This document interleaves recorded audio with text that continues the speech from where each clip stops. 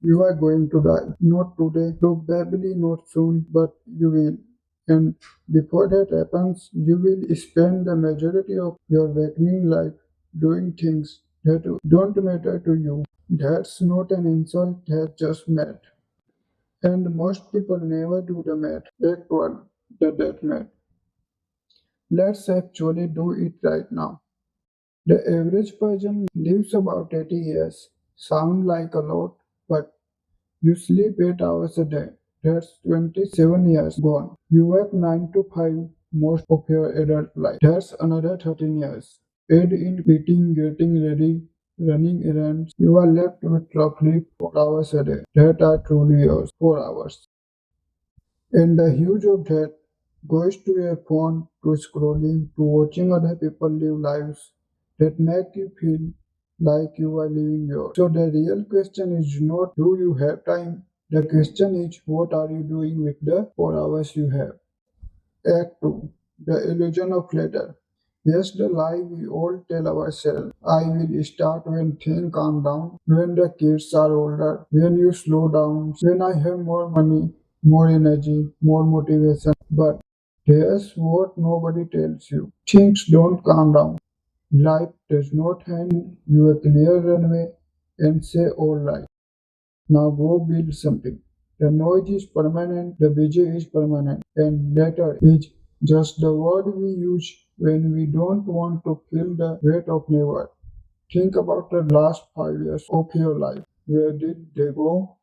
What did you actually build, create, start, or finish? For most people, the honest answer is not much, not because they were lazy, but because they kept waiting for a moment that never came. The person you want to be, they are not waiting. They start in the chaos, the mess, in the uncertainty. They started anyway. Act 3, the comfort coma. There's another reason time disappears, and this one's harder to admit.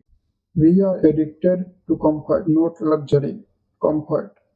The couch, the familiar show, the routine that keep us safe from the risk of trying something and failing. Your routine is not protecting you, it's sedating you. Every day you choose comfort over effort.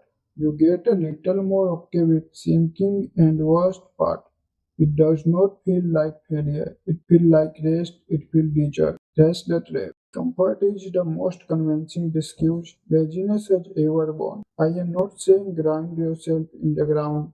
Rest is real, recovery matter. You know which one you've been choosing. Act 4. The deathbed reframe. Brony Ware was a palliative care nurse. She spent years with people in their final week of life. She wrote down what they regretted most. Nobody said, I wish I do watch more TV. Nobody said, I wish I do stay in my comfort zone longer. Nobody said, I am glad I waited. What they said was, I do have the courage to live a life true to myself, not the life others expected of me. They were not viewing failure, they were viewing the things they never tried. That's the real tragedy, not the mistake you made, the attempt you never made. So here's what I want you to do.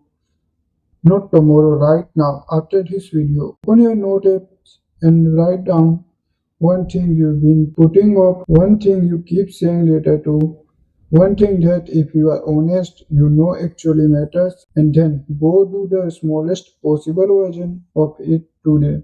Not the whole thing, just the first step, because the time you are waiting for it's not coming, but you are here right now. That's enough to start.